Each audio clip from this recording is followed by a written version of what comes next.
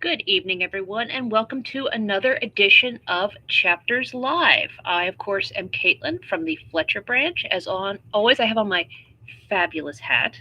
I have my tea right here waiting, and we are back in the midst of Jane Austen's classic Pride and Prejudice. So, just to fill you in on what happened last time, the eldest Bennett daughter, Jane, was sick at Mr. Bingley's house, and Elizabeth had gone to care for her, where she was dealing with the obnoxious Mr. Darcy and the equally obnoxious Miss Bingley, who has a thing for Mr. Darcy and delights on throwing shade on Elizabeth and her sister. They fortunately were able to go home, and their cousin, Mr. Collins, came to visit. Mr. Collins is the cousin to whom the Bennett estate is um, entailed to, so he will inherit next. He is a rector for a very wealthy woman, Lady Catherine de Bourgh, who happens also to be Mr. Darcy's aunt. And Mr. Collins is an extraordinarily boring man who has set his mind on finding a wife and has decided to find a wife among the Bennet sisters and has decided upon Elizabeth. Also, what we learned last week, the Bennet sisters went to Meryton to visit their aunt, and there they met the very dashing Mr. Wickham, who they also noticed had a very strange encounter with Mr. Darcy, so the two knew each other. Mr. Wickham informed Elizabeth that they did know each other. He grew up in the Darcy household and was expected to receive something from the elder Mr. Darcy when he passed on, but according to him, Mr. Darcy cut him out of the will, so to speak, and did not give him anything out of pure jealousy because the old man liked him so much. And finally, where we left us, we were preparing for the ball at Netherfield held by Mr. Bingley, and Elizabeth was thinking about how she was definitely going to get dance with Mr. Wickham, and Mr. Collins came up to her and asked her to please have the pleasure of a dance, and she started to wonder if perhaps the reason he is asking her for things like this is he might be ready to propose to her. So, with all of that fun stuff in mind, we are going to start on with chapter 18 of Pride and Prejudice. Till Elizabeth entered the drawing room at Netherfield, and looked in vain for Mr. Wickham among the cluster of red coats there assembled, a doubt of his being present had never occurred to her. The certainty of meeting him had not been checked by any of those recollections that might not unreasonably have alarmed her. She had dressed with more than usual care, and prepared in the highest spirits for the conquest of all that remained unsubdued of his heart, trusting that it was not more than might be won in the course of the evening. But in an instant arose the dreadful suspicion of his being purposely omitted for Mr. Darcy's pleasure in the Bingleys' invitation to the officers. And though this was not exactly the case, the absolute fact of his absence was pronounced by his friend Denny, to whom Lydia eagerly applied, and who told them that Wickham had been obliged to go to town on business the day before, and was not yet returned, adding, with a significant smile, I do not imagine his business would have called him away just now had he not wanted to avoid a certain gentleman here. This part of his intelligence, though unheard by Lydia, was caught by Elizabeth, and as it assured her that Darcy was not less answerable for Wickham's absence than if her first surmise had been just, every feeling of displeasure against the former was so sharpened by immediate disappointment that she could hardly reply with tolerable civility to the polite inquiries which he directly afterwards approached to make. Attendance, forbearance, patience with Darcy was injury to Wickham. She resolved against any sort of conversation with him, and turned away with a degree of ill humour which she could not wholly surmount, even in speaking to Mr. Bingley, whose blind partiality provoked her. But Elizabeth was not formed for ill humour, and though every prospect of her own was destroyed for the evening, it could not dwell long on her spirits, and having told all her griefs to Charlotte Lucas, whom she had not seen for a week, she was soon able to make a voluntary transition to the oddities of her cousin, and to point him out to her particular notice. The first two dances, however, brought a return of distress. They were dances of mortification. Mr. Collins, awkward and solemn, apologizing instead of attending, and often moving wrong without being aware of it, gave her all the shame and misery which a disagreeable partner for a couple of dances can give. The moment of her release from him was ecstasy. She danced next with an officer, and had the refreshment of talking of Wickham, and of hearing that he was universally liked.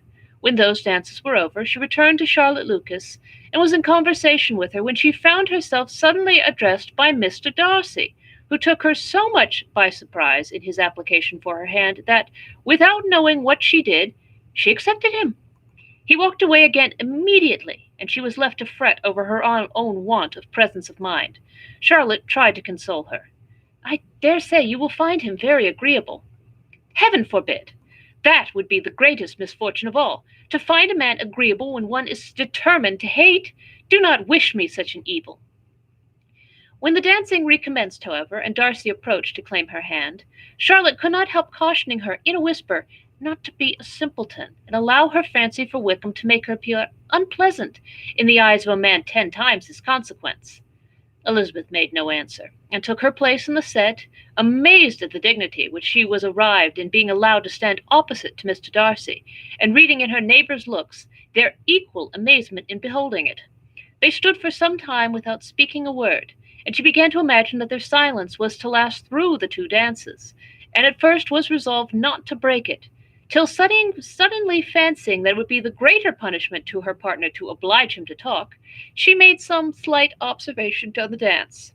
He replied, and was again silent. After a pause of some minutes, she addressed him a second time with, "It is your turn to say something now, Mr. Darcy. I talked about the dance, and you ought to make some sort of remark on the size of the room, or the number of couples." He smiled, and assured her that whatever she wished him to say should be said. "Very well, that reply will do for the present. Perhaps by and by I may observe that private balls are much pleasanter than public ones. But now we may be silent." "Do you talk, by rule, then, while you are dancing?" "Sometimes. One must speak a little, you know. It would look odd to be entirely silent for half an hour together, and yet for the advantage of some, conversation ought to be so arranged as that they may have the trouble of saying as little as possible." "Are you consulting your own feelings in the present case, or do you imagine that you are gratifying mine?" "Both," said Elizabeth archly, "for I have always seen a great similarity in the turn of our minds. We are each of an unsocial, taciturn disposition, unwilling to speak unless we expect to say something that will amaze the whole room, and be handed down to posterity with all the eclat of a proverb." "This is no very striking resemblance of your own character, I am sure," said he. "How near it may be to mine, I cannot pretend to say. You think it a faithful portrait, undoubtedly. I must not decide on my own performance." He made no answer, and they were again silent till they had gone down the dance, when he asked her if she and her sisters did not very often walk to Meryton. She answered in the affirmative, and, unable to resist the temptation, added, "When you met us there the other day, we had just been forming a new acquaintance." The effect was immediate. A deeper shade of hauteur overspread his features, but he said not a word, and Elizabeth, though blaming herself for her own weakness, could not go on. At length Darcy spoke, and in a constrained manner said, "Mr. Wickham is blessed with such happy manners as may ensure his making friends. Whether he may be equally capable of retaining them is less certain." "He has been so unlucky as to lose your friendship," replied Elizabeth with emphasis, "and in a manner which he is likely to suffer from all his life." Darcy made no answer, and seemed desirous of changing the subject. At that moment Sir William Lucas appeared close to them, meaning to pass through the set on the other side of the room, but on perceiving Mr. Darcy, he stopped with a bow of superior courtesy to compliment him on his dancing and his partner. "I have been most highly gratified indeed, my good sir. Such very superior dancing is not often seen. It is evident that you belong to the first circles. Allow me to say, however, that your fair partner does not disgrace you, and that I must hope to have this pleasure often repeated, especially when a certain desirable event, my dear Eliza," glancing at her sister and Bingley, "shall take place. What congratulations will then flow in! I appeal to Mr. Darcy, but let me not interrupt you, sir. You will not thank me for detaining you from the bewitching converse of that young lady whose bright eyes are also upbraiding me." The latter part of this address was scarcely heard by Darcy, but Sir William's allusion to his friends seemed to strike him forcibly, and his eyes were directed with a very serious expression toward Bingley and Jane, who were dancing together. Recovering himself, however, shortly, he turned to his partner and said, "Sir William's interruption has made me forget what we were talking of." "I do not think that we were speaking at all. Sir William could not have interrupted two people in the room who had less to say for themselves. We have tried 2 or 3 subjects already without success, and what we are to talk of next I cannot imagine. What think you of books? Said he, smiling. Books? Oh, I am sure we never read the same, or not with the same feelings. I am sorry you think so, but if that be the case, there can at least be no want of subject. We may compare our different opinions. No, I cannot talk of books in a ballroom. My head is always full of something else. The present always occupies you in such scenes, does it? Said he, with a look of doubt. Yes, always, she said, without knowing what she said, for her thoughts had wandered far from the subject, as soon afterwards appearing by her suddenly exclaiming, I remember hearing you say once, Mr. Darcy, that you hardly ever forgave, that your resentment once created was unappeasable. You are very cautious, I suppose, as to its being created. I am, said he, with a firm voice, and never allow yourself to be blinded by prejudice. I hope not. It is particularly incumbent on those who never change their opinion to be secure of judging properly at first. May I ask to what these questions tend? Merely to the illustration of your character, said she, endeavoring to shake off her gravity. I am trying to make it out. And what is your success? She shook her head. I do not get on at all. I hear such different accounts of you as puzzle me exceedingly. I can readily believe, answered he gravely, that reports may vary greatly with respect to me, and I could wish, Miss Bennet, that you were not to sketch my character at the present moment, as there is reason to fear that the performance would reflect no credit on either. But if I do not take your likeness now, I may never have another opportunity. I would by no means suspend any pleasure of yours, he coldly replied. She said no more, and they went down the other dance and parted in silence, and on each side dissatisfied, though not to an equal degree, for in Darcy's breast there was a tolerable, powerful feeling toward her, which soon procured her pardon, and directed all of his anger against another. They had not long separated when Miss Bingley came toward her, and with an expression of civil disdain accosted her. So, Miss Eliza, I hear you are quite delighted with George Wickham. Your sister has been talking to me about him and asking me 1,000 questions, and I find that the young man quite forgot to tell you, among his other communications, that he was the son of old Wickham, the late Mr. Darcy's steward. Let me recommend you, however, as a friend, not to give implicit confidence to all his assertions, for as to Mr. Darcy's using a mill, it is perfectly false. For, on the contrary, he has always been remarkably kind to him, though George Wickham has treated Mr. Darcy in a most infamous manner. I do not know the particulars, but I know very well that Mr. Darcy is not in the least to blame, that he cannot bear to hear George Wickham mentioned, and that though my brother thought that he could not well avoid including him in his invitation to the officers, he was excessively glad to find that he had taken himself out of the way. His coming into the country at all is a most insolent thing indeed, and I wonder how he could presume to do it. I pity you, Miss Eliza, for this discovery of your favourite's guilt. But really, considering his descent, one could not expect much better. His guilt and his descent appear by your account to be the same, said Elizabeth angrily, for I have heard you accuse him of nothing worse than being the son of Mr. Darcy's steward, and of that, I can assure you, he informed me himself. I beg your pardon, replied Miss Bingley, turning away with a sneer. Excuse my interference, it was kindly meant. Insolent girl, said Elizabeth to herself. You are much mistaken if you expect to influence me by such a paltry attack as this.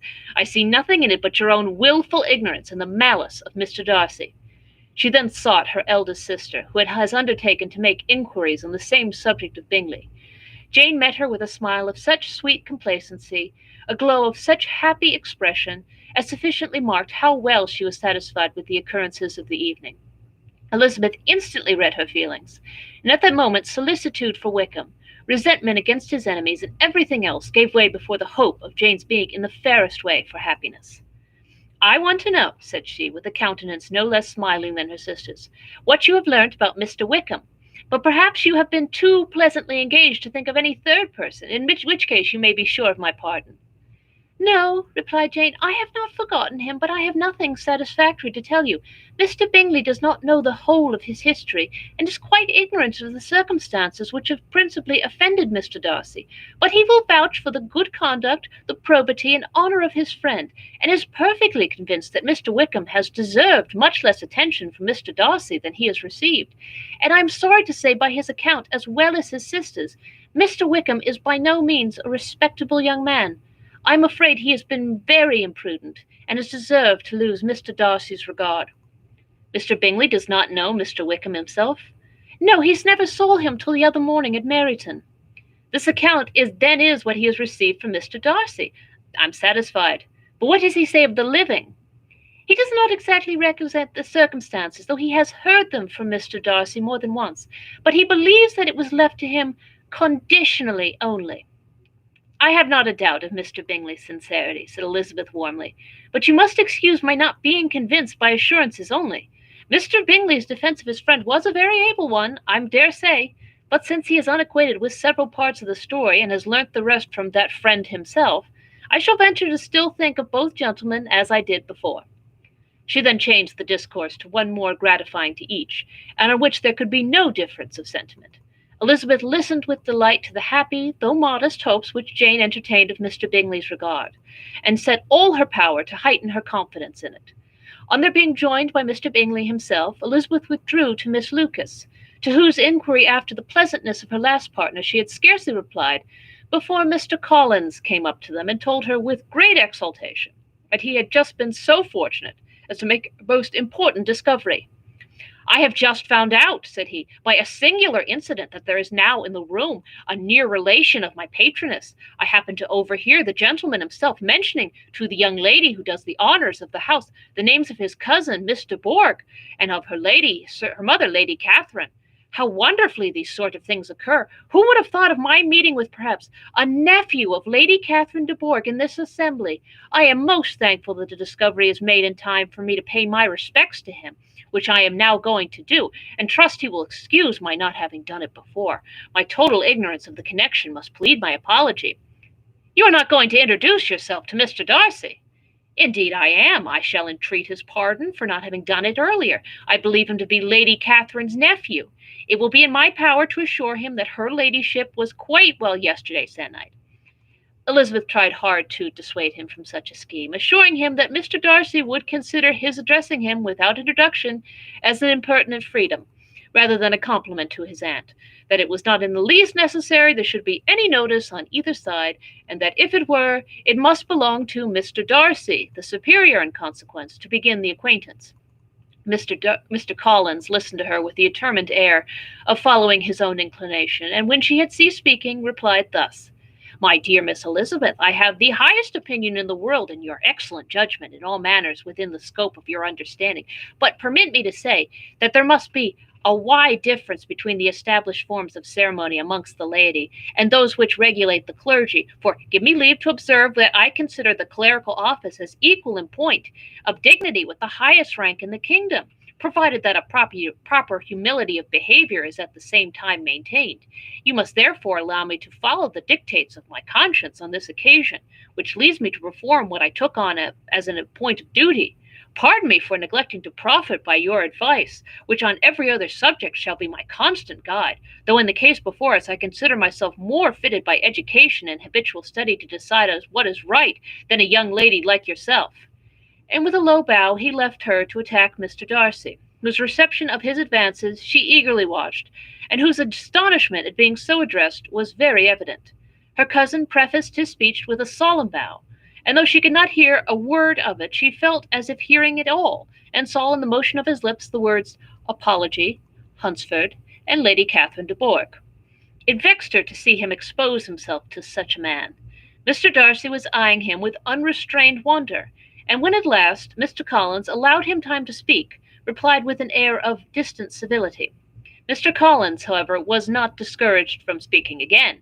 Mr. Darcy's contempt seemed abundantly increasing with the length of his second speech, and at the end of it he only made him a slight bow, and moved another way.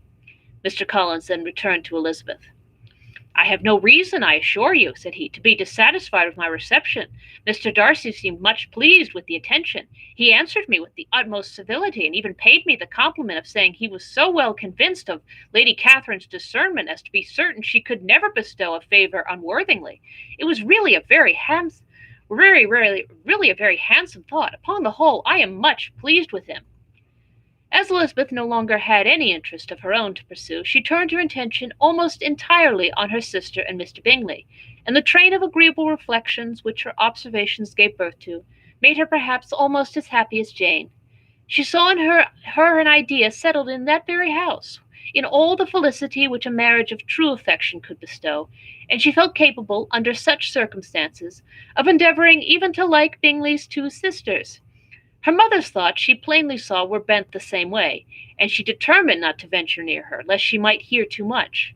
When they sat down to dinner, therefore, she considered it a most unlikely perverseness which placed them within one of each other, and deeply was she vexed to find that her mother was talking to that one person, Lady Lucas, freely, openly, and of nothing else but her expectation that Jane would soon be married to Mr. Bingley.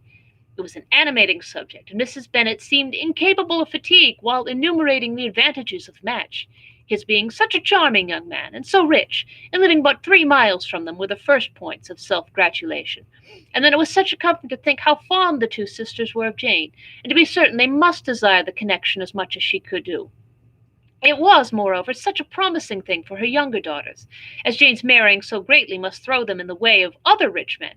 And lastly, it was so pleasant at her time of life to be able to consign her single daughters to the care of her sister, that she might not be obliged to go into company more than she liked. It was necessary to make this circumstance a matter of pleasure, because on such occasions it is the etiquette, but no one was less likely than Mrs. Bennet to find comfort in staying home in any period of her life. She concluded with many good wishes that Lady Lucas might soon be equally fortunate, though evidently and triumphantly believing there was no chance of it. In vain did Elizabeth endeavour to check the rapidity of her mother's words, or persuade her to describe her felicity in a less audible whisper, for to her inexpressible vexation she could perceive that the chief of it was overheard by Mr. Darcy, who sat opposite to them. Her mother only scolded her for being nonsensical. What is Mr. Darcy to me, pray, that I should be afraid of him? I am sure we owe him no particular civility as to be obliged to say nothing he is not like to hear. For heaven's sake, madam, speak lower. What advantage can be for you to offend Mr. Darcy? You will never recommend yourself to his friend by doing.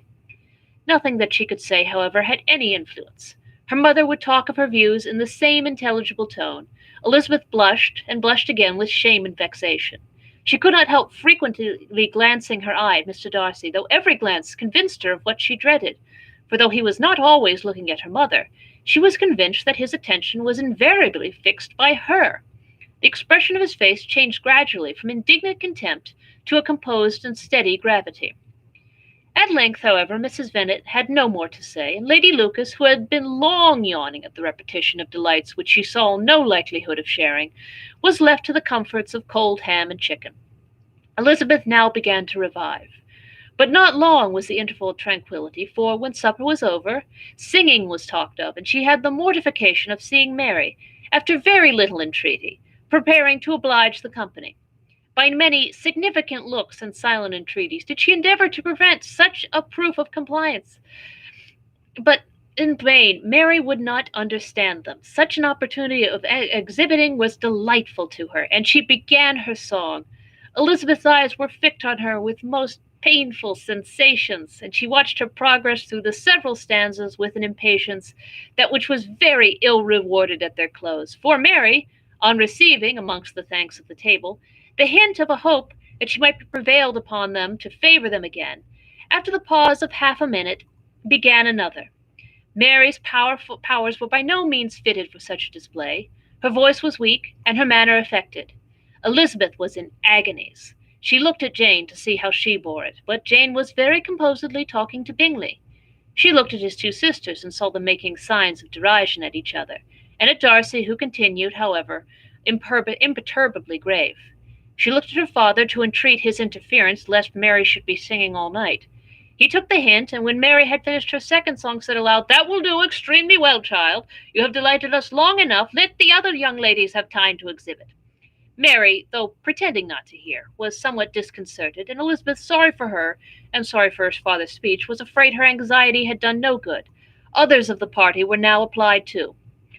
"If I," said Mr. Collins, "were so fortunate as to be able to sing, I should have great pleasure, I am sure, in obliging the company with an air, for I consider music as a very innocent diversion, and perfectly compatible with the profession of a clergyman.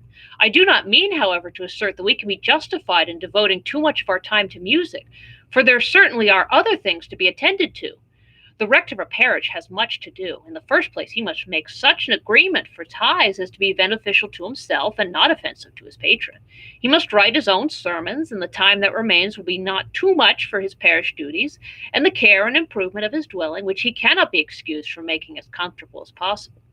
And I do not think it of light importance that he should have attentive and conciliatory manners toward everybody, especially toward those whom he owes his preferment. I cannot acquit him of that duty, nor could I think well of the man who should omit an occasion for testifying his respect toward anybody connected with the family." And with a bow toward Mr. Darcy, he concluded his speech, which had been spoken so loud as to be heard by half the room. Many stared, many smiled, but no one looked more amused than Mr. Bennet himself, while his wife considerately commended Mr. Collins for having spoken so sensibly, and observed in a half whisper to Lady Lucas that he was a remarkably clever, good kind of young man. To Elizabeth it appeared that, had her family made an agreement to expose themselves as much as they could during the evening, it would have been impossible for them to play their parts with more spirit or finer success. And happy did she think it for Bingley and her sister that some of the exhibition had escaped his notice, and that his feelings were not of a sort to be much distressed by the folly which he must have witnessed. That his two sisters and Mr. Darcy, however, should have such an opportunity of ridiculing her relations was bad enough, and she could not determine whether the silent contempt of the gentlemen or the insolent smiles of the ladies was more intolerable. The rest of the evening brought her little amusement. She was teased by Mr. Collins, who continued most perseveringly by her side, and though he could not prevail on her to dance with him again, put it out of her power to dance with others.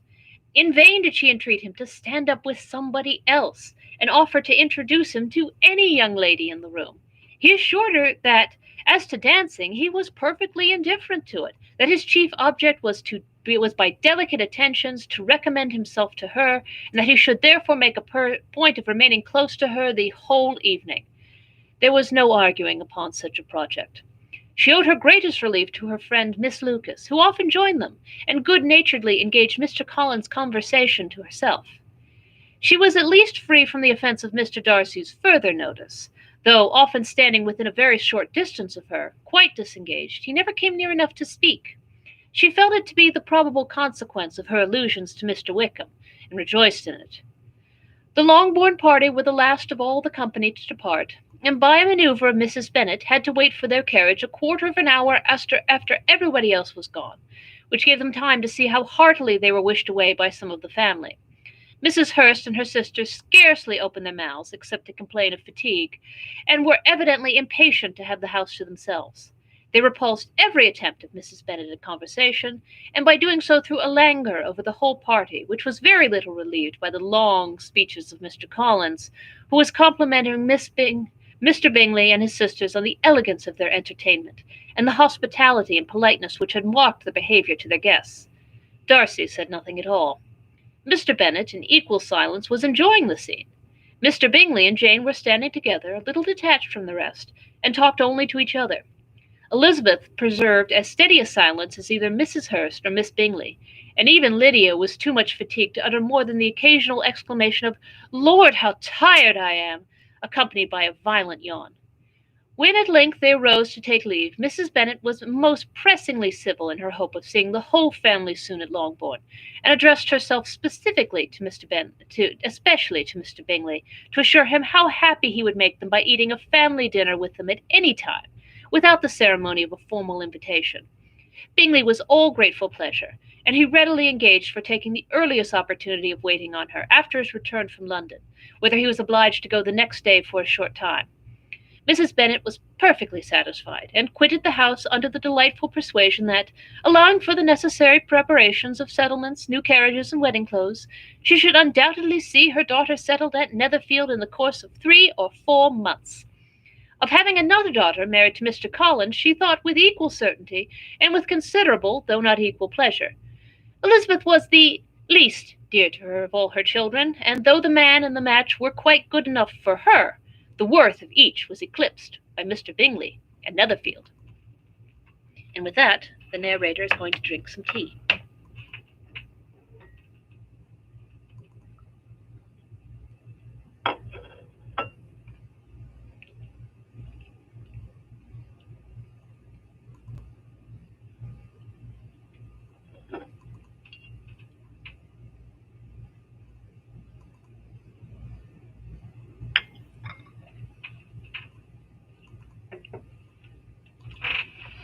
And with that, we are going to keep going with chapter 19.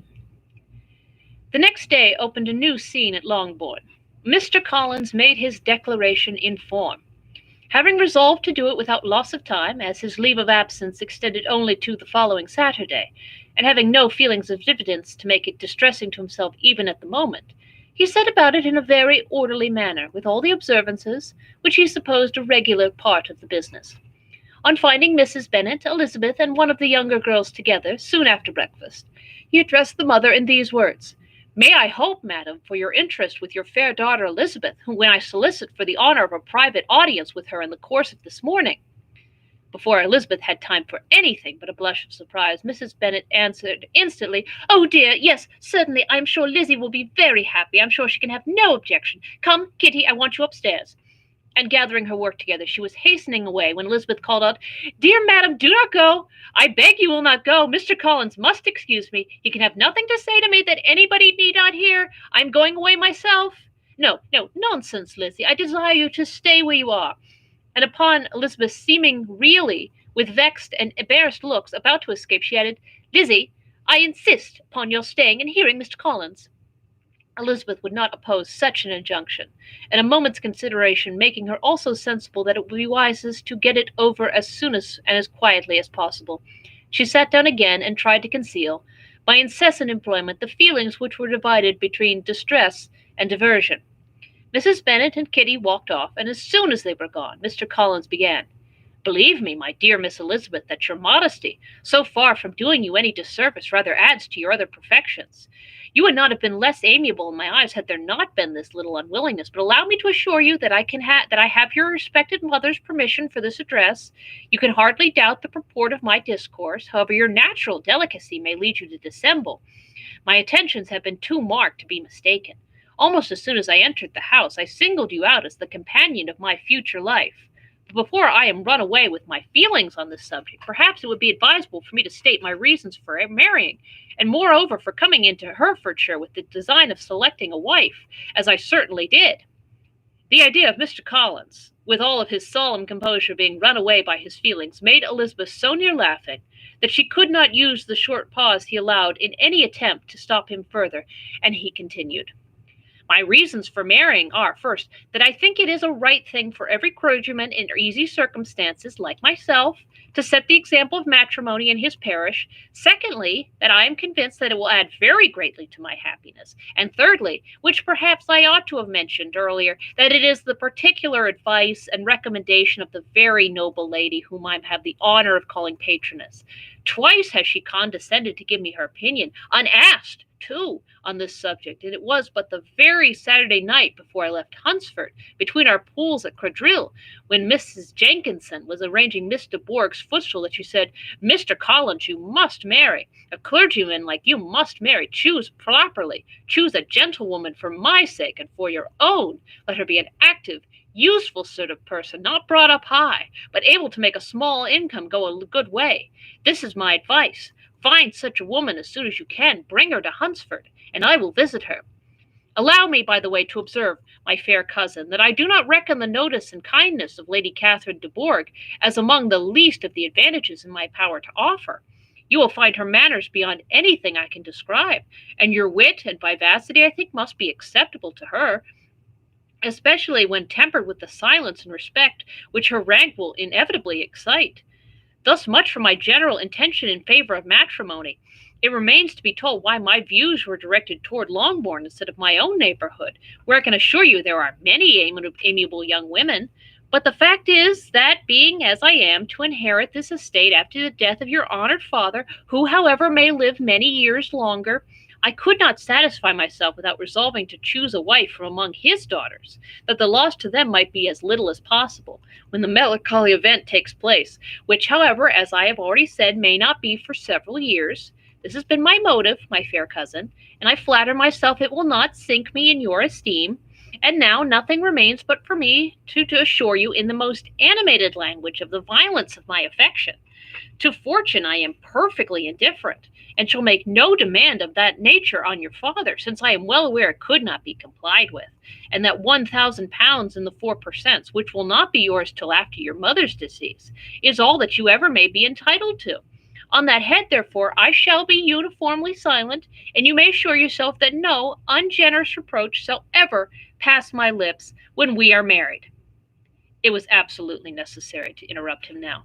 You are too hasty, sir, she cried. You forget that I have made no answer.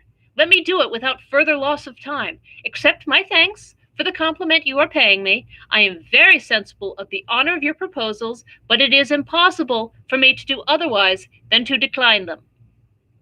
I am not now to learn, replied Mr. Collins with a formal wave of the hand, that it is usual for young ladies to reject the addresses of the man whom they secretly mean to accept when he first applies for their favor, and that sometimes the refusal is repeated a second or a third time. I am therefore by no means discouraged by what you have said, and shall hope to lead you to the altar ere long. Upon my word, sir, cried Elizabeth, your hope is a rather extraordinary one after my declaration.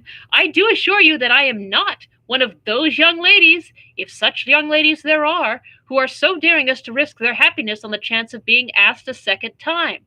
I am perfectly serious in my refusal. You could not make me happy, and I am convinced that I am the last woman in the world who could make you so. Nay, were your friend Lady Catherine to know me, I am persuaded she would find me in every respect ill qualified for the situation.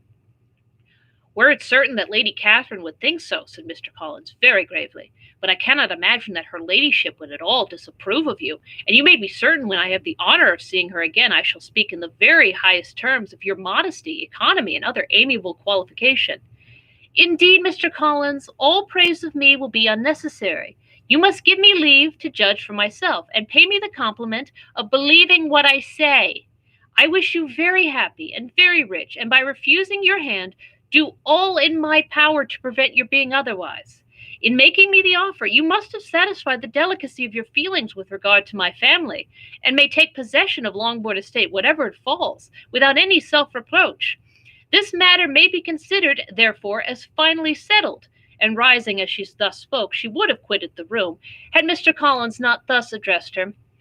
When I do myself the honour of speaking to you next on the subject, I shall hope to receive a more favourable answer than you have now given me, for though I am far from accusing you of cruelty at present, because I know it is to be the established custom of your sex to reject a man on the first application, and perhaps you have even now said as much to encourage my suit as would be consistent with the true delicacy of the female character.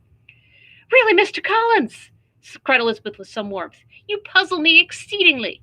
If what I have hitherto said can appear to you in the form of encouragement, I know not how to express my refusal in such a way as to convince you of being one. You must give me leave to flatter myself, my dear cousin, that your refusal of my addresses is merely words of course. My reasons for believing it are briefly these. It does not appear to me that my hand is unworthy of your acceptance, nor that the establishment I can offer would be any other than highly desirable. My situation in life, my connections with the family of de Bourgh, and my relationship to your own are circumstances highly in my favor, and you should take it into further consideration that in spite of your manifold attractions, it is by no means certain that another offer of marriage may ever be made you. Your portion is so, and happily so small that it will in all likelihood undo the effects of your loveliness and amiable qualifications. As I must therefore conclude that you are not serious in your rejection of me, I shall choose to attribute it to your wish of increasing my love by suspense, according to the usual practice of elegant females. I do assure you, sir, that I have no pretensions whatever to that kind of elegance which consists in tormenting a respectable man. I would rather be paid the compliment of being believed sincere. I thank you again and again for the honor you have done me in your proposals, but to accept them is absolutely impossible. My feelings in every respect forbid it. Can I speak plainer? Do not consider me now as an elegant female, intending to plague you, but as a rational creature, speaking the truth from her heart. You are uniformly charming, cried he with an air of awkward gallantry, and I am persuaded that when sanctioned by the express authority of both of your excellent parents, my proposals will not fail of being acceptable. To such perseverance in wilful self-deception Elizabeth would make no reply, and immediately and in silence withdrew, determined, if he persisted in considering her repeated refusals as flattering encouragement, to apply to her father, whose negative might be uttered in such a manner as to be decisive, and whose behaviour at least could not be mistaken for the affectation and coquetry of an elegant female. Chapter 20. Mr. Collins was not left long to the silent contemplation of his successful love, for Mrs. Bennet, having dawdled about in the vestibule to watch for the end of the conference, no sooner saw Elizabeth open the door and with quick step pass her toward the staircase than she entered the breakfast-room and congratulated both him and herself in warm terms on the happy prospect of their nearer connection. Mr. Collins received and returned these felicitations with equal pleasure, and then proceeded to relate the particulars of their interview, with the result of which he trusted he had every reason to be satisfied, since the refusal which his cousin had steadfastly given him would naturally flow from her bashful modesty and the genuine delicacy of her character.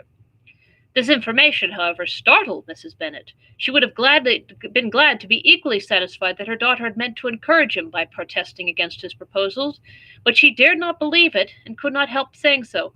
"But depend upon it, Mr. Collins," she added, "that Lizzie shall be brought to reason. I will speak to her about it directly. She's a very headstrong, foolish girl, does not know her own interest, but I will make her know it."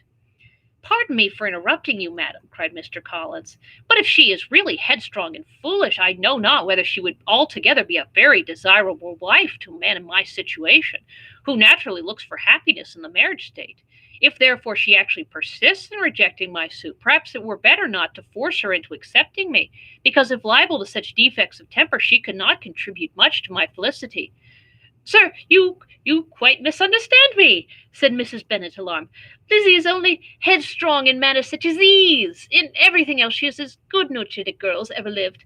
I will go directly to Mr. Bennet, and we shall very soon settle with her, I am sure." She would not give him time to reply, but hurrying instantly to her husband, called out as she entered the library, "Oh, Mr. Bennet, you are wanted immediately. We are all in an uproar. You must come and make Lizzie marry Mr. Collins, for she vows she will not have him, and if you do not make haste, he will change his mind and not have her." Mr. Bennet raised his eyes from his book as she entered, and fixed them on her face with a calm unconcern which was not in the least altered by her communication. "I have not the pleasure of understanding you," said he, when she had finished her speech. "Of what are you talking?" "Of Mr. Collins and Lizzie. Lizzie declared she will not have Mr. Collins. Mr. Collins begins to say he will not have Lizzie. And what am I to do on the occasion? It seems a hopeless business." "Speak to Lizzie about it yourself. Tell her that you insist upon her marrying him." "Let her be called down. She shall hear my opinion." Mrs. Bennet rang the bell, and Miss Elizabeth was summoned to the library. "Come here, child," cried her father as she appeared. "I have sent for you on an affair of importance. I understand that Mr. Collins has made you an offer of marriage. Is it true?" Elizabeth replied that it was. "Very well, and this offer of marriage you have refused?" "I have, sir." "Very well, we now come to the point. Your mother insists upon your accepting it. Is it not so, Mrs. Bennet?" "Yes, or I will never see her again." "An unhappy alternative is before you, Elizabeth. From this day you must be a stranger to one of your parents. Your mother will never see you again if you do not marry Mr. Collins, and I will never see you again if you do." Elizabeth could not help but smile at such a conclusion of such a beginning, but Mrs. Bennet, who had persuaded herself that her husband regarded the affair as she wished, was excessively disappointed. "What do you mean, Mr. Bennet, in talking this way? You promised me to insist upon her marrying him." "My dear," replied her husband, "I have two small favors to request. First, that you will allow me the free use of my understanding on the present occasion, and secondly, of my room. I shall be glad to have the library to myself as soon as may be." Not yet, however, in spite of her disappointment in her husband, did Mrs. Bennet give up the point. She talked to Elizabeth again and again, coaxed and threatened her by turns. She endeavored to secure Jane in her interest, but Jane, with all possible mildness, declined interfering, and Elizabeth, sometimes with real earnestness and sometimes with playful gaiety, replied to her attacks. Though her manner varied, however, her determination never did. Mr. Collins, meanwhile, was meditating in solitude on what had passed. He thought too well of himself to comprehend on what motives his cousin could refuse him, and though his pride was hurt, he suffered in no other way. His regard for her was quite imaginary, and the possibility of her deserving her mother's reproach prevented his feeling any regret. While the family were in this confusion, Charlotte Lucas came to spend the day with them. She was met in the vestibule by Lydia, who, flying to her, cried in a half whisper, "I am so glad you've come, because there is such fun here.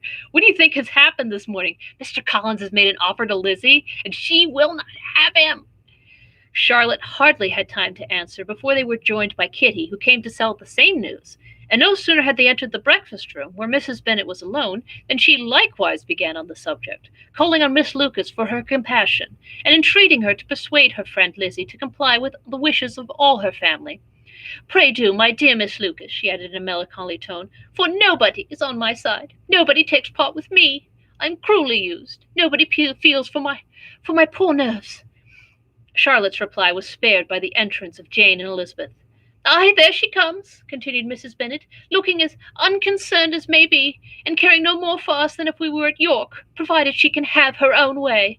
But I tell you, Miss Lizzie, if you take it into your head to go on refusing every offer of marriage in this way, you will never get a husband at all, and I am sure I do not know who is to maintain you when your father is dead. I shall not be able to keep you, and so I warn you, I have done with you from this very day. I told you in the library, you know, that I should never speak to you again, and you will find me as good as my word. I have no pleasure in talking to undutiful children. Not that I have much pleasure, indeed, in talking to anybody. People who suffer as I do from nervous complaints can have no great inclination for talking. Nobody can tell what I suffer, but it is always so. Those who do not complain are never pitied." Her daughters listened in silence to this effusion, sensible that any attempt to reason with her or soothe her would only increase the irritation. She talked on, therefore, without interruption from any of them, till they were joined by Mr. Collins, who entered the room with an air more stately than usual, and on perceiving whom, she said to the girls, "Now I do insist upon it that you, all of you, hold your tongues, and let me and Mr. Collins have a little conversation together." Elizabeth passed quietly out of the room. Jane and Kitty followed, but Lydia stood her ground, determined to hear all she could, and Charlotte, detained first by the civility of Mr. Collins, whose inquiries after herself and all her family were very minute, and then by a little curiosity, satisfied herself with walking to the window and pretending not to hear. In a doleful voice, Mrs. Bennet began the projected conversations. "Oh, Mr. Collins!" "My dear madam," replied he, "let us be forever silent on this point. Far be it from me," he presently continued, in a voice that marked his displeasure, "to resent the behavior of your daughter. Resignation to inevitable evils is the duty of us all, the peculiar duty of a young man who has been so fortunate as I've been in early preferment, and I trust I am resigned. Perhaps not the less so from feeling a doubt of my positive happiness had my fair cousin honored me with her hand. For I have often observed that resignation is never so perfect as when the blessing denied begins to lose somewhat of its value in our estimation. You will not, I hope, consider me as showing any disrespect to your family, my dear madam, by thus withdrawing my pretensions to your daughter's favor, without having paid yourself and Mr. Bennet the compliment of requesting to you to interpose your authority on my behalf. My conduct may, I fear, be objectionable in having accepted my dismission from your daughter's lips instead of your own. But we are all liable to error. I have certainly meant well through the whole affair. My object has been to secure an amiable companion for myself, with all due consideration for the advantage of all your family, and if my manner has been at all reprehensible, I here beg leave to apologize. Chapter 21. The discussion of Mr. Collins' offer was now nearly at an end, and Elizabeth had only to suffer from the uncomfortable feelings necessarily attending it, and occasionally from some peevish allusions of her mother. As for the gentleman himself, his feelings were chiefly expressed, not by embarrassment or dejection, or by trying to avoid her, but by stiffness of manner and resentful silence. He scarcely ever spoke to her, and the assiduous attentions which he had been so sensible of himself were transferred the rest of the day to Miss Lucas, whose civility in listening to him was a seasonable relief to them all, and especially to her friend. The morrow produced no abatement of Mrs. Bennet's ill humour or ill health. Mr. Collins was also in the same state of angry pride. Elizabeth had hoped that his resentment might shorten his visit, but his plan did not appear in the least affected by it. He was always up to have gone on Saturday, and to Saturday he meant to stay. After breakfast, the girls walked to Meryton to inquire if Mr. Wickham were returned, and to lament over his absence from the Netherfield ball. He joined them on their entering the town, and attended to them to their aunts, where his regret and vexation, and the concern of everybody, was well talked over. To Elizabeth, however, he voluntarily acknowledged that the necessity of his absence had been self-imposed. "I found," said he, "that as the time grew near that I had better not meet Mr. Darcy, that to be in the same room, the same party with him for so many hours together, might be more than I could bear, and that scenes might arise unpleasant to more than myself." She highly approved his forbearance, and they had leisure for a full discussion of it, and for all the commendation which they civilly bestowed on each other, as Wickham and another officer walked back with them to Longbourn, and during the walk he particularly attended to her. His accompanying them was a double advantage. She felt all the compliment it offered to herself, and it was most acceptable as an occasion for introducing him to her father and mother. Soon after their return, a letter was delivered to Miss Bennet. It came from Netherfield. The envelope contained a sheet of elegant, little, hot-pressed paper, well covered with a lady's fair, flowing hand, and Elizabeth saw her sister's countenance change as she read it, and saw her dwelling intently on some particular passages. Jane recollected herself soon, and putting the letter away, tried to join with her usual cheerfulness in the general conversation. But Elizabeth felt an anxiety on the subject which drew off her attention even from Wickham, and no sooner had he and his companion taken leave, than a glance from Jane invited her to follow her upstairs. When they had gained their own room, Jane, taking out the letter, said, "This is from Caroline Bingley. What it contains has surprised me a great deal. The whole party have left Netherfield by this time, and are on the way to town, and without any intention of coming back again. You shall hear what she says." She then read the first sentence aloud, which comprised the information of their having just resolved to follow their brother to town directly, and of their meaning to dine in Grosvenor Street, where Mr. Hurst had a house. The next was in these words: "I do not pretend to regret anything I shall leave in Hertfordshire, except your society, my dearest friend, but we will hope at some future period to enjoy many returns of that delightful intercourse we have known, and in the meanwhile may lessen the pain of separation by a very frequent and most unreserved correspondence. I depend on you for that." To these high-flown expressions Elizabeth listened with all the insensibility of distrust, and though the suddenness of their removal surprised her, she saw nothing in it really to lament. It was not to be supposed that their absence from Netherfield would prevent Mr. Bingley's being there, and as to the loss of their society, she was persuaded that Jane must cease to regard it in the enjoyment of his. "It is unlucky," said she after a short pause, "that you should not be able to see your friends before they leave the country. But may we not hope that the period of future happiness to which Miss Bingley looks forward may arrive earlier than she is aware, and that the delightful intercourse you have known as friends will be renewed with yet greater satisfaction as sisters? Mr. Bingley will not be detained in London by them. Caroline decidedly says that if none of the party will return into Hertfordshire this winter. I will read it to you. When my brother left us yesterday, he imagined that the business which took him to London might be concluded in 3 or 4 days, but as we are certain it cannot be so, and at the same time convinced that when Charles gets to town he will be in no hurry to leave it again, we have determined on following him thither, that he may not be obliged to spend his vacant hours in a comfortless hotel. Many of my acquaintances are already there for the winter. I wish that I could hear that you, my dearest friend, had any intention of making one of the crowd, but of that I despair. I sincerely hope your Christmas in Hertfordshire may abound in the gaieties which that season generally brings, and that your beaux will be so numerous as to prevent your feeling the loss of the 3 of whom we shall deprive you. It is evident by this," added Jane, "that he comes back no more this winter." "It is only evident that Miss Bingley does not mean that he should." "Why will you think so? It must be his own doing. He is his own master. But you do not know all. I will read you the passage which particularly hurts me. I will have no reserves from you. Mr. Darcy is impatient to see his sister, and to confess the truth, we are scarcely less eager to meet her again. I really do not think Georgiana Darcy has her equal for beauty, elegance, and accomplishments, and the affection she inspires in Louisa and myself is heightened into something still more interesting, from the hope we dare entertain of her being hereafter our sister. I do not know whether I ever mentioned to you my feelings on this subject, but I will not leave the country without confiding them, and I trust you will not esteem them unreasonable.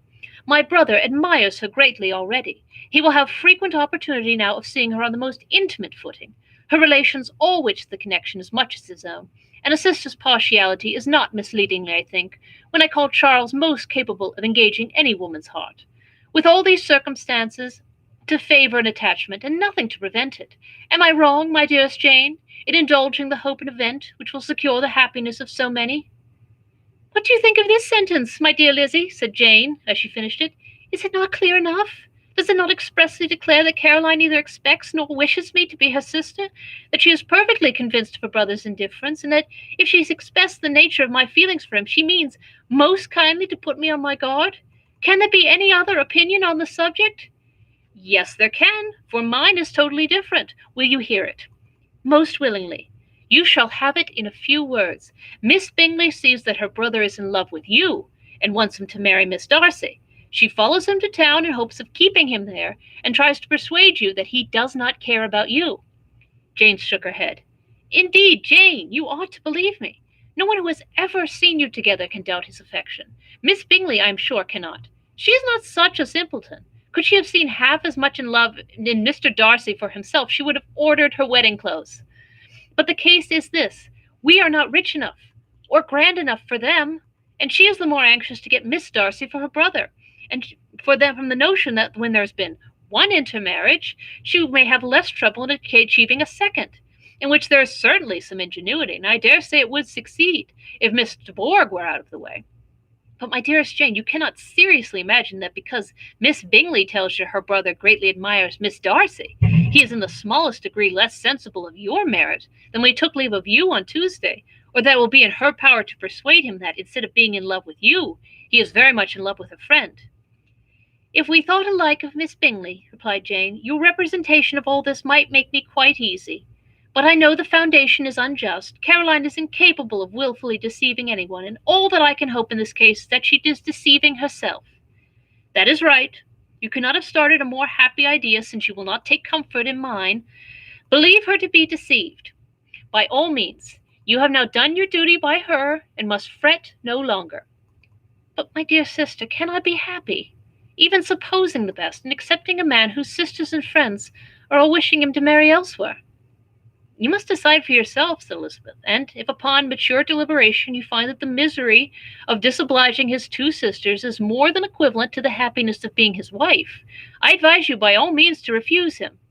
How can you talk so? Said Jane, faintly smiling. You must know that though I should be exceedingly grieved at their disapprobation, I could not hesitate. I did not think you would, and that being the case, I cannot consider your situation with much compassion.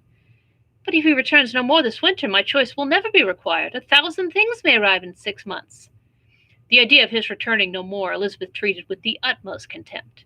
It appeared to her merely the suggestion of Caroline's interested wishes, and she could not for a moment suppose that those wishes, however openly or artfully spoken, could influence a young man so totally independent of everyone. She represented to her sister as forcibly as possible what she felt on the subject, and had soon the pleasure of seeing its happy effect.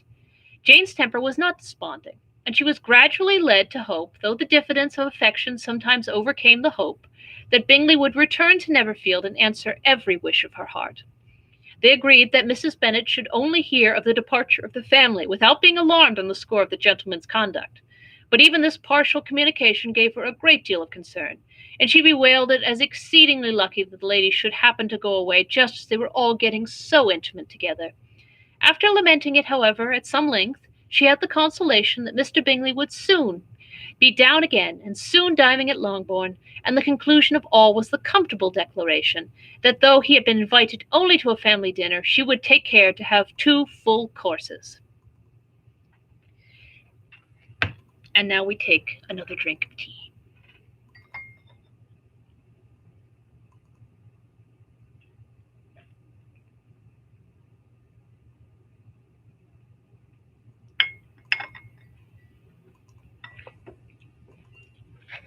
And we move on, once again, with Chapter 22. The Bennets were engaged to dine with the Lucases, and again during the chief of the day was Miss Lucas so kind as to listen to Mr. Collins. Elizabeth took an opportunity of thanking her. "It keeps him in good humor," said she, "and I am more obliged to you than I can express." Charlotte assured her friend of her satisfaction in being useful, and that it amply repaid her for the little sacrifice of her time. This was very amiable, but Charlotte's kindness extended farther than Elizabeth had any conception of. Its object was nothing else than to secure her from any return of Mr. Collins's addresses, by engaging them toward herself. Such was Miss Lucas's scheme, and appearances were so favorable that when they parted at night, she would have felt almost secure of success had he not been to leave Hertfordshire so very soon. But here she did injustice to the fire and independence of his character, for it led him to escape out of Longbourn House the next morning with admirable slyness, and hasten to Lucas Lodge to throw himself at her feet. He was anxious to avoid the notice of his cousins, from a conviction that if they saw him depart, they could not fail to conjecture his design, and he was not willing to have the attempt known till its success might be known likewise.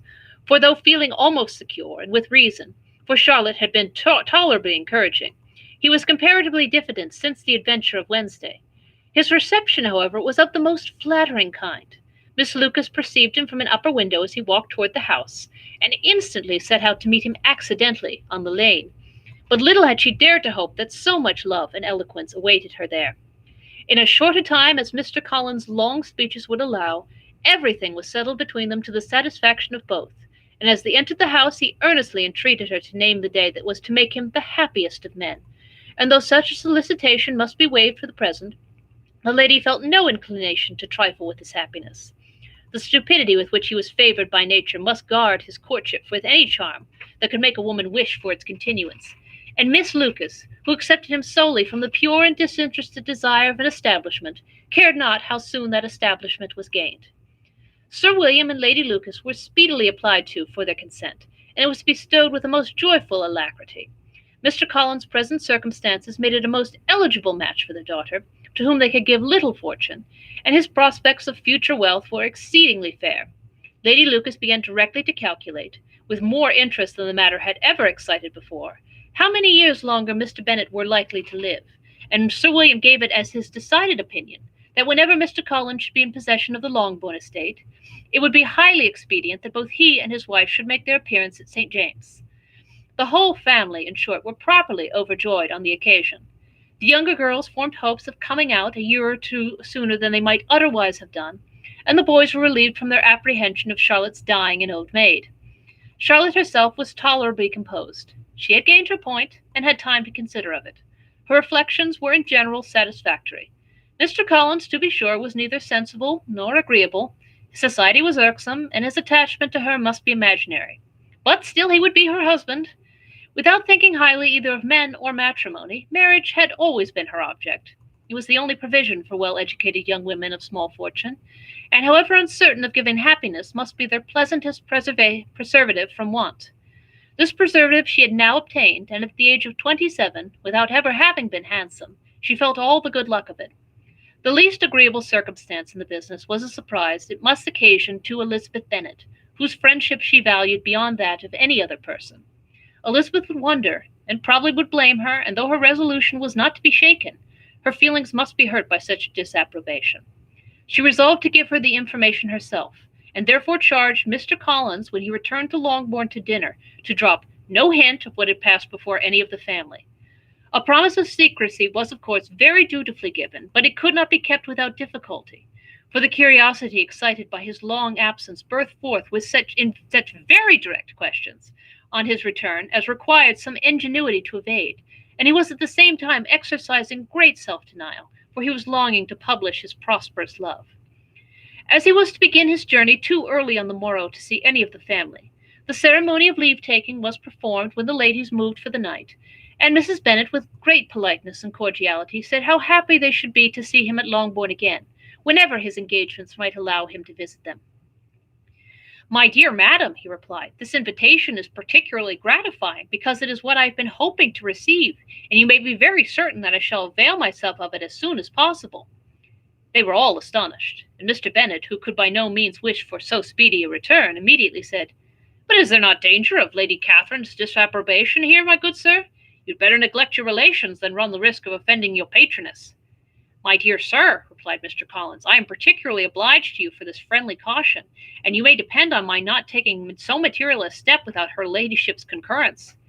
You cannot be too much on your guard. Risk anything rather than her displeasure, and if you find it likely to be raised by your coming to us again, which I think exceedingly probable, stay quietly at home, and be satisfied that we shall take no offence.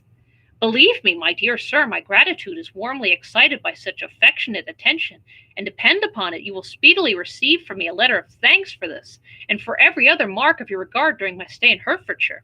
As for my fair cousins, though my absence may be not long enough to render it necessary, I shall now take the liberty of wishing them health and happiness, not excepting my cousin Elizabeth.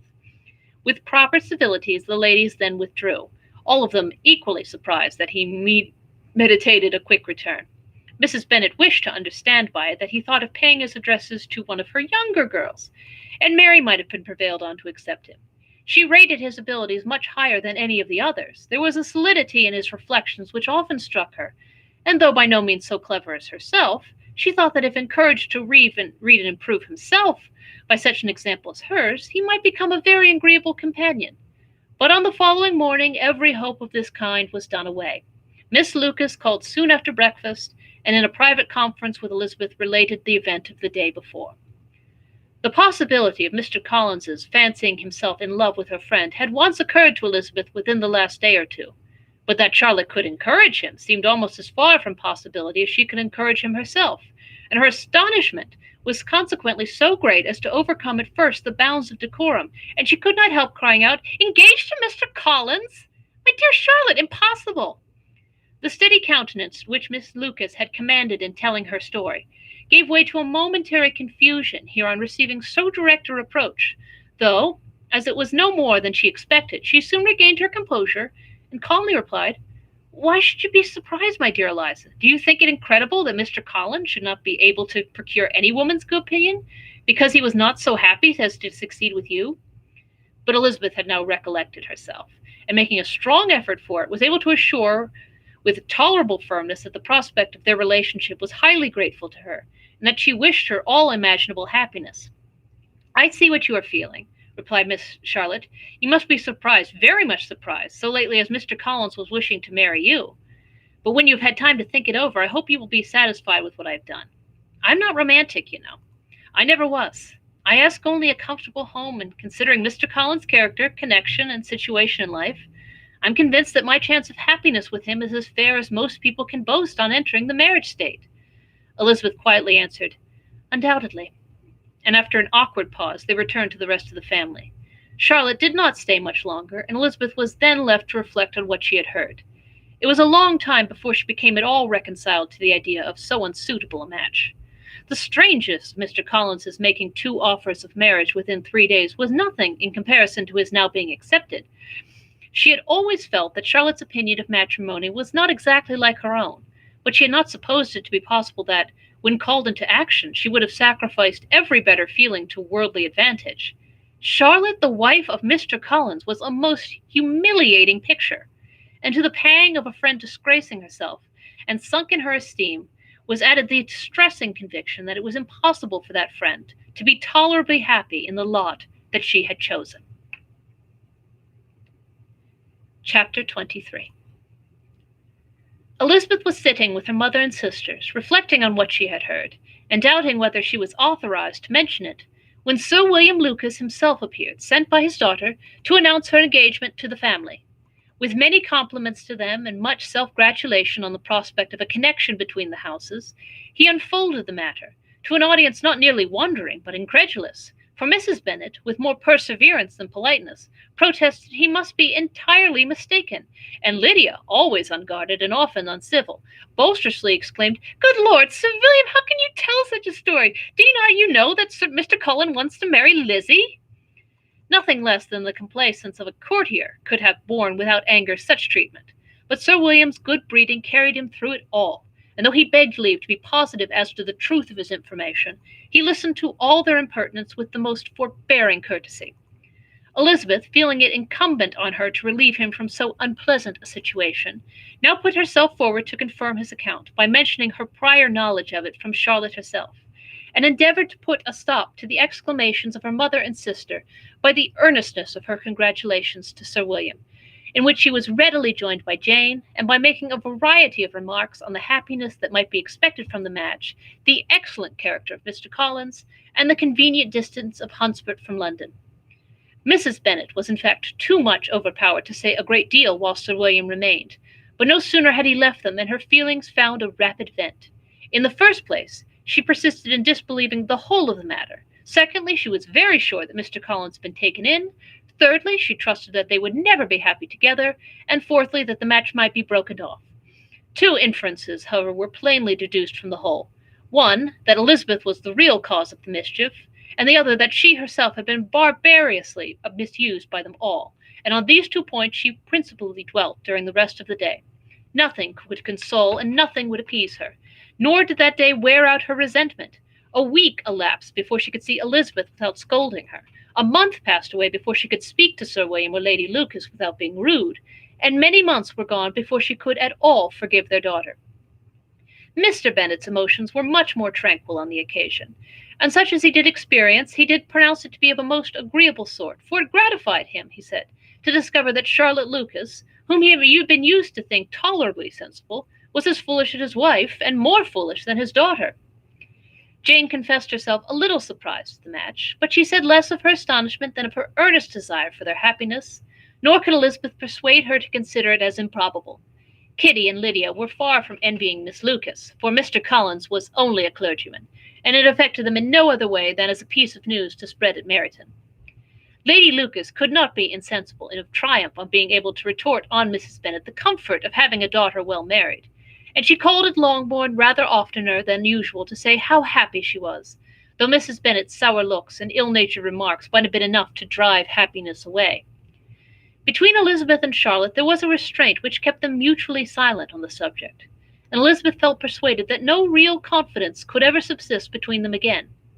Her disappointment in Charlotte made her turn with fonder regard to her sister, of whose rectitude and delicacy she was sure her opinion could never be shaken, and for whose happiness she grew daily more anxious, as Bingley had now been gone a week, and nothing more was heard of his return. Jane had sent Caroline an early answer to her letter, and was counting the days till she might reasonably hope to hear again. The promised letter of thanks from Mr. Collins arrived on Tuesday, addressed to their father, and written with all the solemnity of gratitude which a 12 months' abode in the family might have prompted. After discharging his conscience on that head, he proceeded to inform them, with many rapturous expressions, of his happiness in having obtained the affection of their amiable neighbour, Miss Lucas, and then explained that it was merely with the view of enjoying her society that he had been so ready to close with their kind wish of seeing him again at Longbourn, whether he hoped to be able to return on Monday fortnight, for Lady Catherine, he added, so heartily approved of his marriage, that she wished it to take place as soon as possible, which he trusted would be an unanswerable argument with his amiable Charlotte to name an early day for making him the happiest of men. Mr. Collins' return into Hertfordshire was no longer a matter of pleasure to Mrs. Bennet. On the contrary, she was as much disposed to complain of it as her husband. It was very strange that he should come to Longbourn instead of to Lucas Lodge. It was also very inconvenient and exceedingly troublesome. She hated having visitors in the house while her health was so indifferent, and lovers were of all people the most disagreeable. Such were the gentle murmurs of Mrs. Bennet, and they gave way only to the greater distress of Mr. Bingley's continued absence. Neither Jane nor Elizabeth were comfortable on this subject. Day after day passed away without bringing any other tidings of him than the report, which shortly prevailed in Meryton, of his coming no more to Netherfield the whole winter, a report which highly incensed Mrs. Bennet, and which she never failed to contradict as the most scandalous falsehood. Even Elizabeth began to fear, not that Bingley was indifferent, but that his sisters would be successful in keeping him away. Unwilling as she was to admit an idea so destructive of Jane's happiness, and so dishonorable to the stability of her lover, she could not prevent its frequently occurring.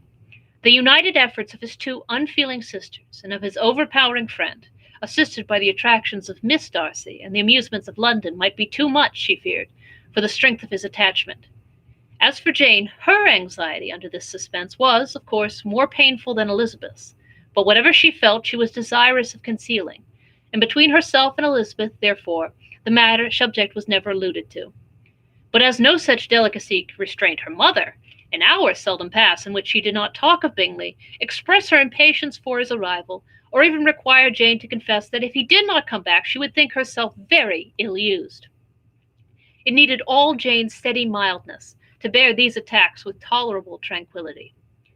Mr. Collins returned most punctually on Monday fortnight, but his reception at Longbourn was not quite so gracious as it had been in his first introduction. He was too happy, however, to need much attention, and luckily for the others, the business of love-making relieved them from a great deal of his company. The chief of every day was spent by him at Lucas Lodge, and he sometimes returned to Longbourn only in time to make an apology for his absence before the family went to bed. Mrs. Bennet was really in a most pitiable state. The very mention of anything concerning the match threw her into an agony of ill humor, and wherever she went, she was sure of hearing it talked of. The sight of Miss Lucas was odious to her. As her successor in that house, she regarded her with jealous abhorrence.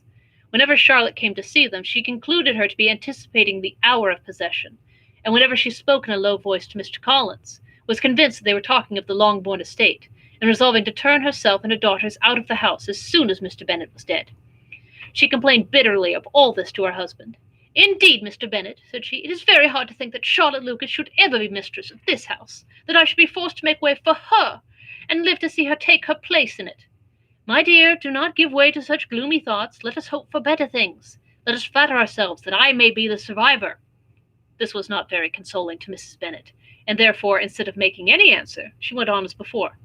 "I cannot bear to think that they should have all this estate. If it were not for the entail, I should not mind it." "What should you not mind?" "I should not mind anything at all.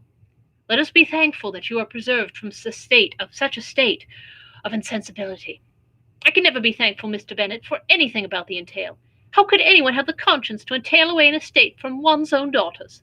I cannot understand, and for the sake of Mr. Collins too. Why should he have it more than anybody else?" "I leave it to yourself to determine," said Mr. Bennet. Chapter 24. Miss Bingley's letter arrived, and put an end to doubt.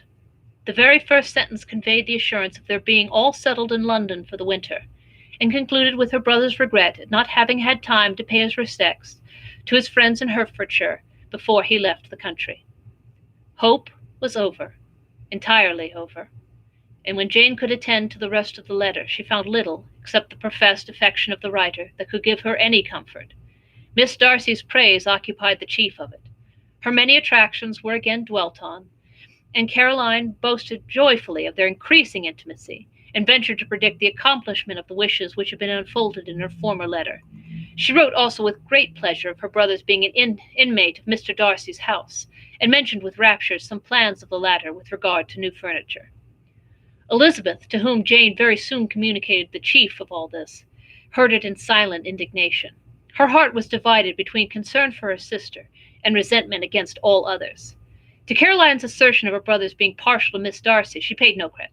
That he was really fond of Jane, she doubted no more than she had ever done, and as much as she had always been disposed to like him, she could not think without anger, hardly without contempt, on the easiness of temper, that want of proper resolution, that now made him the slave of his designing friends, and led him to sacrifice of his own happiness to the caprice of their inclination. Had his own happiness, however, been the only sacrifice, he might have been allowed to sport with it in whatever manner he thought best, but her sister's was involved in it, and she thought he must be sensible himself. It was a subject, in short, on which reflection would be long indulged, and must be unavailing. She could think of nothing else, and yet whether Bingley's regard had really died away, or were suppressed by his friend's interference, whether he had been aware of Jane's attachment, or whether it had escaped his observation, whatever were the case, though her opinion of him must be materially affected by the difference, her sister's situation remained the same, her peace equally wounded. A day or two passed before Jane had courage to speak of her feelings to Elizabeth. But at last, on Mrs. Bennet's leaving them together, after a longer irritation than usual about Netherfield and his master, she could not help saying, "Oh, that my dear mother had more command over herself! She can have no idea of the pain she gives me by her continual reflections on him. But I will not repine. Cannot last long. He will be forgot, and we shall all be as we were before." Elizabeth looked at her sister with incredulous solicitude, but said nothing. You doubt me, cried Jane, slightly coloring. Indeed, you have no reason. He may live in my memory as the most amiable man of my acquaintance, but that is all. I have nothing either to hope or fear, and nothing to reproach him with. Thank God, I've not that pain. A little time, therefore. I shall certainly try to get the better. With a stronger voice, she soon added, I have this comfort immediately, that it has not been more than an error of fancy on my side, and that it has done no harm to anyone but myself. My dear Jane, exclaimed Elizabeth, you are too good. Your sweetness and disinterestedness are really angelic. I do not know what to say to you. I feel as if I had never done you justice or loved you as you deserved. Miss Bennet eagerly disclaimed all extraordinary merit, and threw back the praise on her sister's warm affection. Nay, said Elizabeth, this is not fair. You wish to think all the world respectable, and are hurt if I speak ill of anybody. I only want to think you perfect, and you set yourself against it. Do not be afraid of my running into any excess, or my encroaching on your privilege of universal goodwill. You need not. There are few people whom I really love, and still fewer of whom I think well. The more I see of the world, the more am I dissatisfied with it, and every day confirms my belief on the inconsistency of all human characters, and on the little dependence that can be placed on the appearance of merit or sense. I have met with two instances lately. One I will not mention, the other is Charlotte's marriage. It is unaccountable. In every view it is unaccountable. My dear Lizzie, do not give way to such feelings as these. They will ruin your happiness. You do not make allowance enough for difference of situation or temper. Consider Mr. Collins's respectability, and Charlotte's steady, prudent character. Remember that she is one of a large family, that as to fortune it is a most eligible match, and be ready to believe, for everyone's sake, that she may feel something like regard and esteem for our cousin. To oblige you, I would try to believe almost anything, but no one else could be benefited by such a belief as this. For were I persuaded that Charlotte had any regard for him, I should only think worse of her understanding than I now do of her heart. My dear Jane, Mr. Collins is a conceited, pompous, narrow-minded, silly man. You know he is, as well as do I, and you must feel, as well as I do, that the woman who married him cannot have a proper way of thinking. You shall not defend her, though it is Charlotte Lucas. You shall not, for the sake of one individual, change the meaning of principle and integrity, nor endeavor to persuade yourself or me that selfishness is prudence, and insensibility of danger is security for happiness. I must think your language too strong in speaking of both, replied Jane, and I hope you will be convinced of it by seeing them happy together. But enough of this. You alluded to something else. You mentioned two instances. I cannot misunderstand you, but I entreat you, dear Lizzie, not to pain me by thinking that person to blame, and saying your opinion of him is sunk. We must not be so ready to fancy ourselves intentionally injured. We must not expect a lively young man to always be so guarded and circumspect. It is very often nothing but our own vanity that deceives us. Women fancy admiration means more than it does, and men take care that they should. If it is designedly done, they cannot be justified, but I have no idea of there being so much design in the world as some persons imagine. I am far from attributing any part of Mr. Bingley's conduct to design, said Elizabeth, but without scheming to do wrong, or to make others unhappy, there may be error, and there may be misery. Thoughtlessness, want of attention to other people's feelings, and want of resolution will do the business. And do you impute it to either of those? Yes, to the last. But if I go on, I shall displease you by saying what I think of persons you esteem. Stop me whilst you can. You persist, then, in supposing his sisters influence him? Yes, in conjunction with his friend. I cannot believe it. Why should they try to influence him? They can only wish his happiness, and if he's attached to me, no other woman can secure it. Your first position is false. They may wish many things beside his happiness. They may wish his increase of wealth and consequence. They may wish him to marry a girl who has all the importance of money, great connections, and pride. Beyond a doubt, they do wish him to choose Miss Darcy, replied Jane. But this may be from better feelings than you are supposing. They have known her much longer than they have known me. No wonder if they love her better. But whatever may be their own wishes, it is very unlikely that they should have opposed their brothers. What sister would think herself at liberty to do it unless there was something very objectionable? If they believed him attached to me, they would not try to part us. If he were so, they could not succeed. By supposing in such an affection, you make everybody acting unnaturally and wrong, and me most unhappy. Do not distress me by the idea. I am not ashamed at having been mistaken, or at least it is light. It is nothing in comparison of what I should be thinking ill of him or his sisters. Let me take it in the best light, in a light which it may be understood. Elizabeth could not oppose such a wish, and from this time Mr. Bingley's name was scarcely ever mentioned between them. Mrs. Bennet still continued to wonder and repine at his returning no more, and though a day seldom passed in which Elizabeth did not account for it clearly, there was little chance for ever considering it with less perplexity. Her daughter endeavored to convince her of what she did not believe herself, and that his attentions to Jane had been merely the effect of a common and transient liking, which ceased when he saw her no more. But though the probability of the statement was admitted at the time, she had the same story to repeat every day. Mrs. Bennet's best comfort was that Mr. Bingley must be down again in the summer. Mr. Bennet treated the matter differently. "So, Lizzie," said he one day, "your sister is crossed in love, I find. I congratulate her. Next to being married, a girl likes to be crossed a little in love now and then. It is something to think of, and it gives her a sort of distinction amongst her companions. When is your turn to come?